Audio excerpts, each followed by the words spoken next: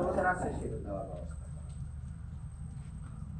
আর এই যে হত্যাকারী সহ বিগত 15 বছরে যত ঘটনা ঘটিয়েছে তাদের সকল কিছুর বিচার যেন করা হয়।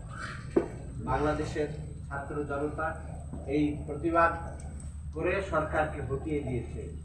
আগামী দিনের সরকার দিতে হবে, নির্বাচন হবে, সব কিছুই যেন একটি বৈষম্যহীন, সাম্য, মানবিক মর্যাদা এবং ন্যায় বিচারের, সামাজিক সুবিচারের মাধ্যমে বাংলাদেশটা যেন একটি সুখী সমৃদ্ধশালী বাংলাদেশ হিসেবে গড়ে ওঠে।